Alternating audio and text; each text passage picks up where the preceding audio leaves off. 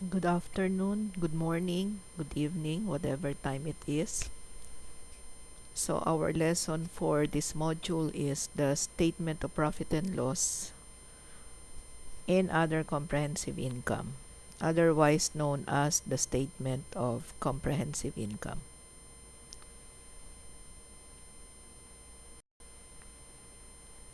So as learners for this module, after this module, you should be able to state the objectives of the statement of comprehensive income, distinguish between the two methods of presenting the statement of comprehensive income, and after listening, you should go back to your exercises in the book and prepare the statement of profit or loss and other comprehensive income.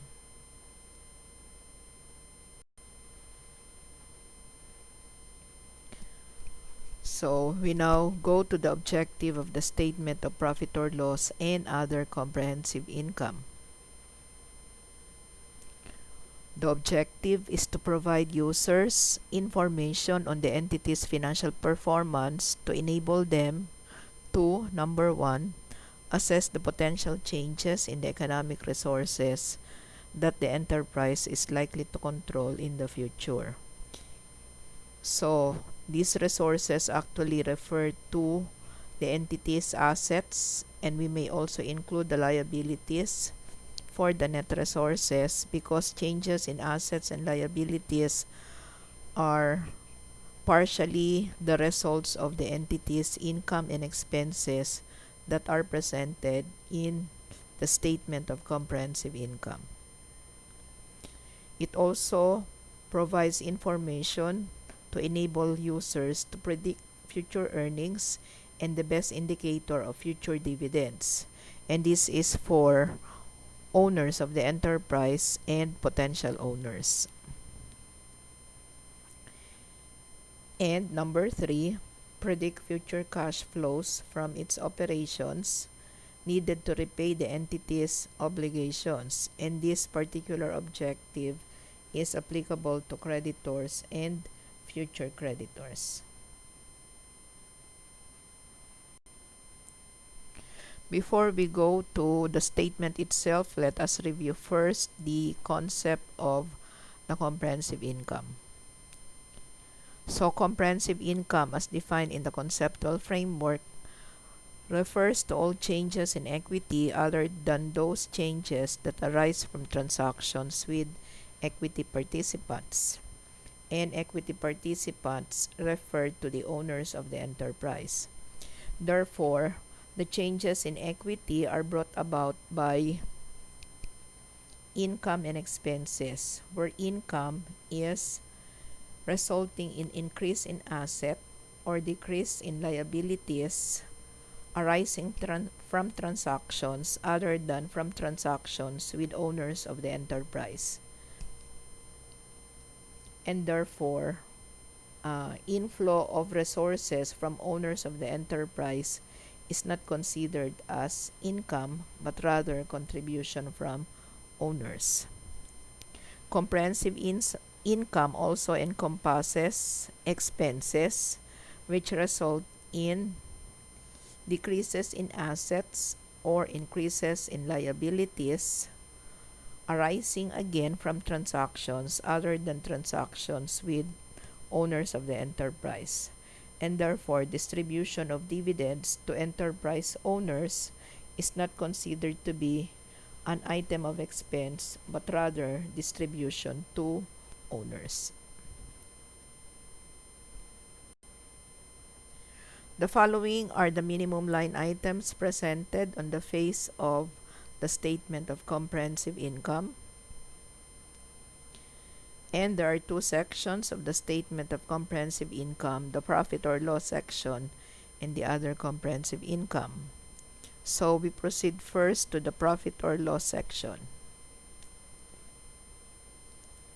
So it presents on the face of the statement revenue, and as defined, revenue is the income arising from the central revenue producing activities of the enterprise.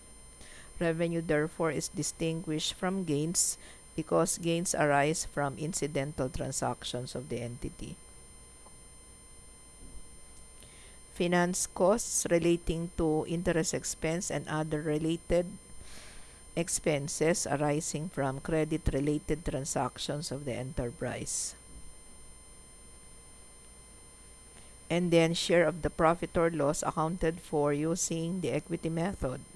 This pertains to share of the entity from profit or loss of its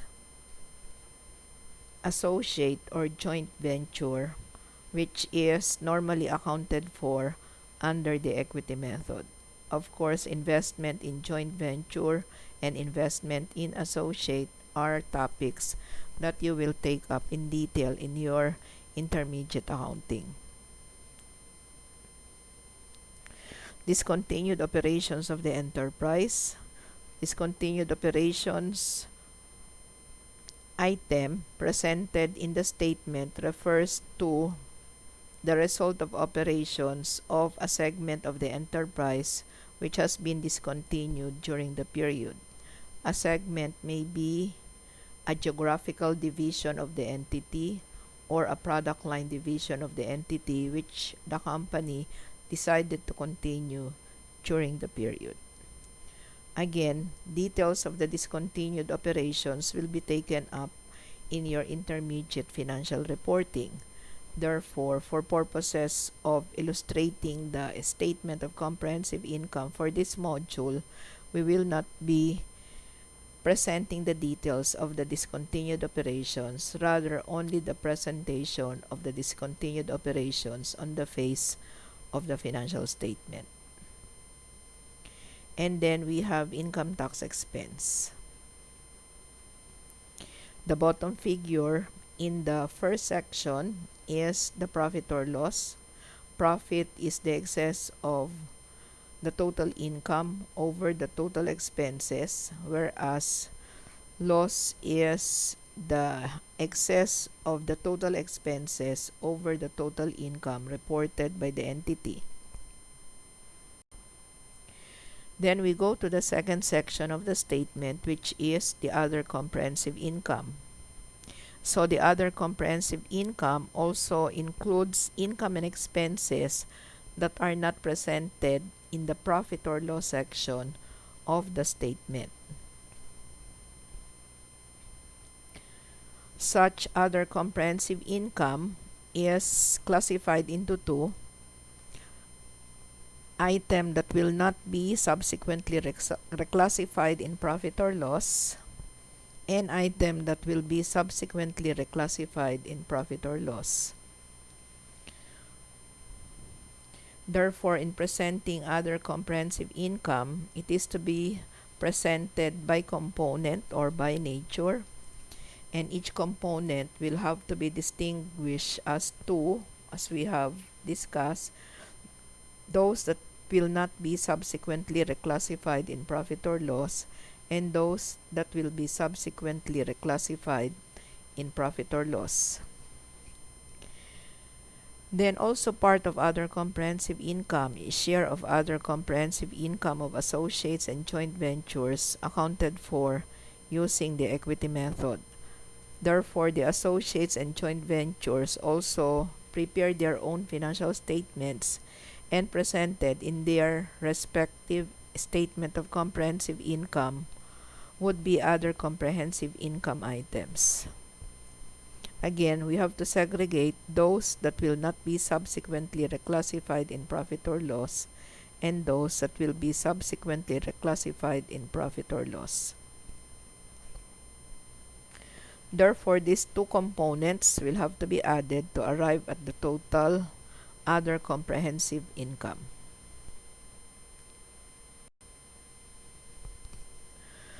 There are two methods of presenting the statement of comprehensive income. We have the one is statement format and the two is statement format. The one is statement format combines in one financial statement the two sections of the comprehensive income, meaning the portion of the profit or loss and the portion of other comprehensive income are all presented in one statement. Whereas in the two-statement format, two financial statements are prepared to segregate the statement of profit or loss and the statement of comprehensive income.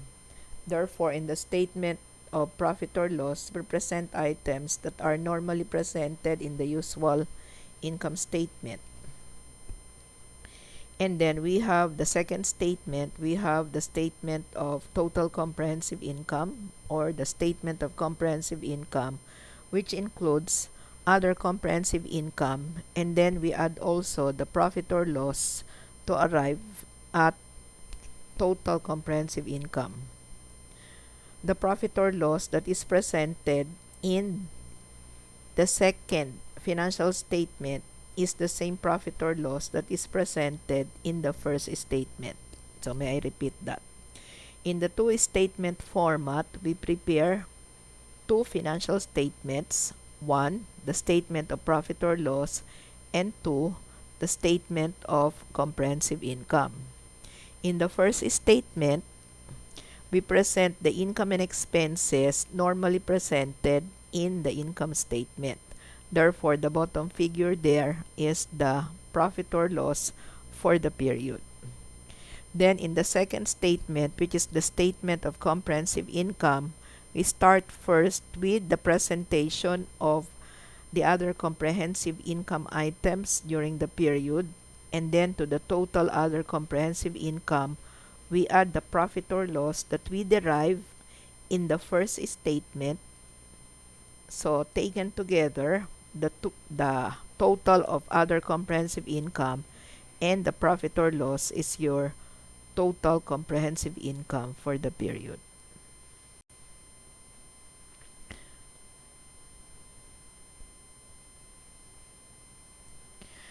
On the face of the statement of profit or loss, we present profit or loss attributable to non-controlling interest and profit or loss attributable to equity holders of the parent.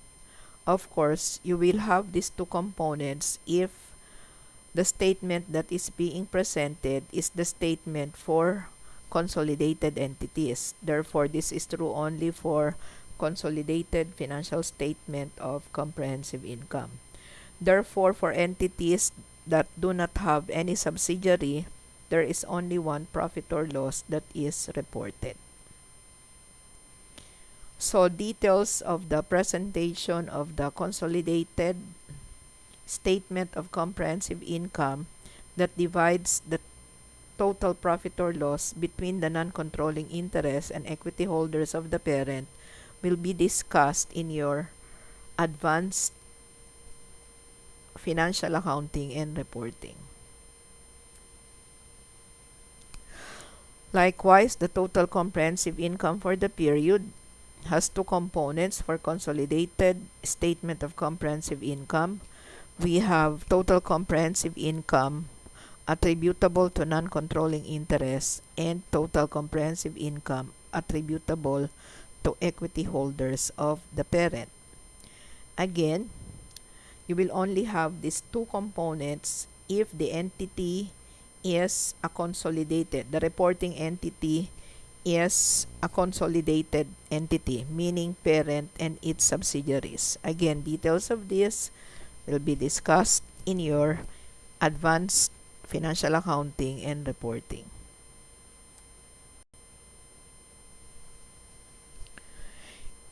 In the presentation of the profit or loss section, there are two methods of presenting expenses. So this is how we present profit or loss, presenting expenses according to nature. We present first the revenues during the period. So if the company is a merchandising entity or a manufacturing entity, its main revenue account is sales. For service entities, you may use descriptive account titles such as service revenue, revenue from professional fees, revenue from services rendered, or some other more descriptive account title. Then to the revenues, we add other income. Other income are those items that result in increase in assets or decrease in liabilities, not coming from transactions with owners of the enterprise, that arise from incidental transactions of the entity. Examples of other income are rent income. We have gain on sale of assets, commission income, and so on. Therefore, the total of revenues and other income is your total income. And then we present expenses presented based on nature. So what we present is net purchases, and such is adjusted by the increase or decrease in inventory. So the increase in inventory is actually deducted from net purchases, which in effect represents your cost of goods sold. Again, net purchases actually minus the increase in inventory from beginning to ending of the period is actually the cost of goods sold for a merchandising entity. Whereas net purchases plus decrease in inventory represents in effect the cost of goods sold. However, the cost of goods sold is not presented in a profit or loss statement if expenses are classified according to nature. And then we proceed with other expenses classified based on nature. So as examples, we have here salaries and wages, depreciation, taxes and licenses, impairment of PPE. Also, we may include impairment of other financial assets. We have other operating expenses. Other operating expenses include those that are incurred not necessarily directly related to main revenue transactions of the entities. Examples are losses on sale of assets. Therefore, we arrive at total operating expenses. So total operating expenses are deducted from the total income to arrive at profit before interest and tax. Then, as a requirement,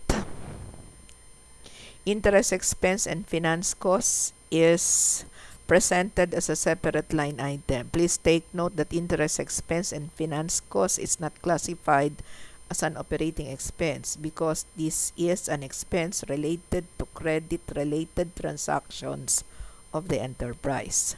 Again, this is required in IAS 1 to be presented as a separate line item. So profit before interest and tax minus interest expense and finance costs is the profit before income tax.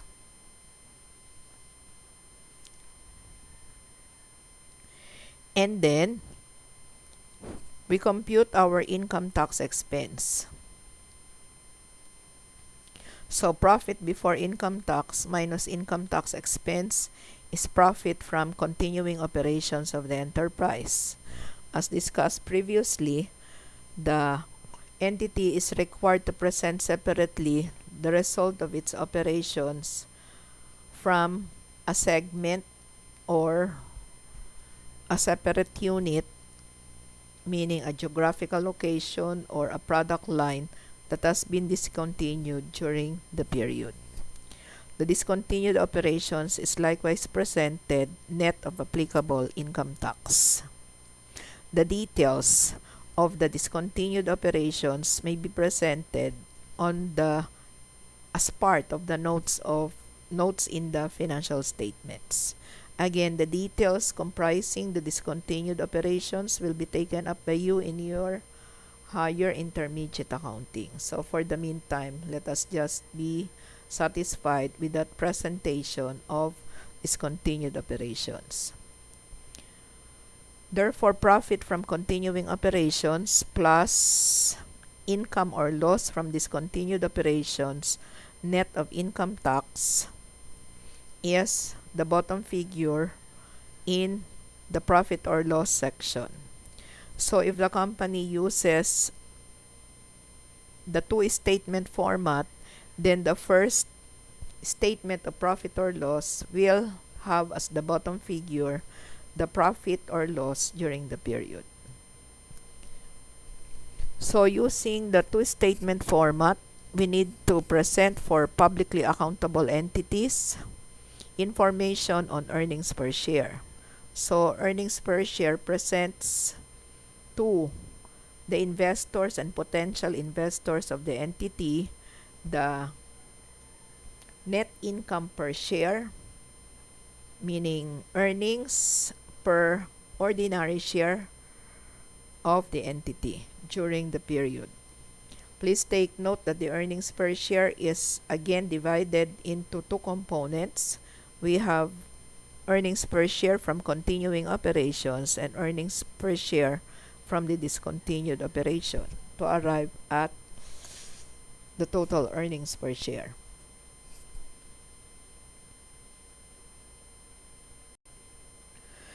Now we proceed to presentation of expenses based on function. So how do we present the profit or loss section of the statement of comprehensive income if we are to present expenses according to function? So we start with the presentation of revenue. Again, this is the same revenue that we present in the previous presentation of expenses. And then we present separately the cost of sales. The detailed computation of the cost of sales must be presented in a separate note to the financial statements. Therefore, you present their beginning inventory, add purchases, minus ending inventory. That is your cost of goods sold or cost of sales. And then you arrive at gross profit. Gross profit will have to be increased by other income. Again, other income represents income arising not from central revenue producing activities of the enterprise but from incidental transactions of the enterprise. So the gross profit add other income will be the total income during the period. Then we deduct the operating expenses classified again according to function. We have distribution costs or selling expenses, the general and administrative expenses, and other expenses. So there are actually four types of expenses, types of operating expenses presented if the company uses the function of expense method. We have 1. Cost of goods sold or cost of sales. 2. Selling expenses or distribution costs. 3. General and administrative expenses. And 4. Other expenses. Therefore, we add the total operating expenses classified according to function, deduct the same from the total income during the period to arrive at the profit before interest and tax. So, if you are to compare the profit before interest and tax based on function of expense method of presenting expenses, this would still be the same as the profit before interest and tax had the company presented its expenses classified according to nature. So whether you use the nature of expense method or the function of expense method, you have to arrive at the same profit before interest and tax. Then the subsequent section would still be the same as in the presentation of expenses based on nature. So again, we have profit before interest and tax, present separately interest expense and finance costs. To arrive at profit before income tax, then deduct income tax expense. So again, we have profit from continuing operations And then if there is discontinued operations during the period, net of applicable income tax, add or deduct the same to arrive at the bottom figure in the first section, which is profit. So again, if we are using the two statement format, after presentation of profit, we present earnings per share information. Again, the earnings per share information is required for publicly accountable entities. So same as in the presentation of expenses based on function, we present the two components. We have earnings per share from continuing operations and earnings per share from discontinued operations. We will be discussing the computation of the basic and diluted earnings per share in a separate module later.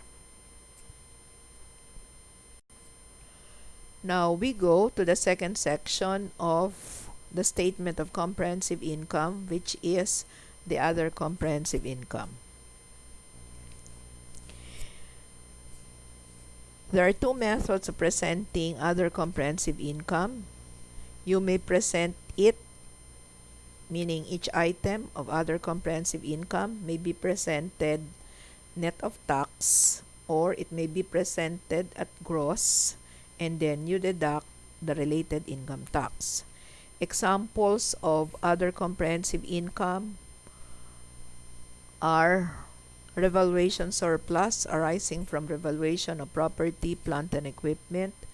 We have unrealized gains and losses on financial assets at fair value through other comprehensive income. Therefore, in the presentation of these items, you may present, let us say, unrealized gains and losses on financial assets at fair value through other comprehensive income, net of applicable income tax already, or you may present it at gross, and then you deduct the related income tax. In the presentation of components of other comprehensive income, again, you have to separate those items that will not be subsequently reclassified in profit or loss and those that will be subsequently reclassified in profit or loss. How is that? There are some items of other comprehensive income which, based on some transactions, are transferred from other comprehensive income to profit or loss. And there are those items that, given all transactions, they will never be transferred from other comprehensive income to profit or loss. This is an example of the presentation of the other comprehensive income. So we separate again the items of other comprehensive income that will not be reclassified subsequently in profit or loss. And our example given here is unrealized gains and losses on equity investments at fair value through other comprehensive income, net of tax effect. The amount of tax effect is presented.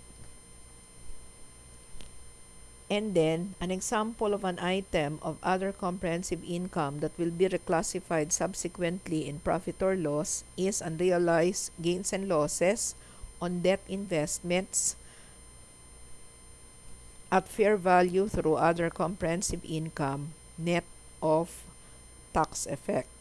Therefore, in your intermediate accounting or advanced accounting, whenever you encounter an item of other comprehensive income, you better check further whether that item will be subsequently reclassified in profit or loss or will not be subsequently reclassified in profit or loss. Of course, you may ask your teacher whether the item of OCI will be subsequently reclassified in profit or loss or will not be subsequently reclassified in profit or loss. And therefore, The total of the second section is the total other comprehensive income. So if the company uses actually the two-statement format, the two-statement format will start with this section of other comprehensive income. So to the total other comprehensive income arrive at, we are to add the profit that has been determined based on your first statement, which is the statement of profit or loss. So the total other comprehensive income plus the profit or loss is actually your total comprehensive income. In case there are any questions on the topics discussed here in this module, you may raise your question through the discussion board, or you may send an email to your teacher. So that's it for now. Please take good care of yourself, remain safe, and stay healthy.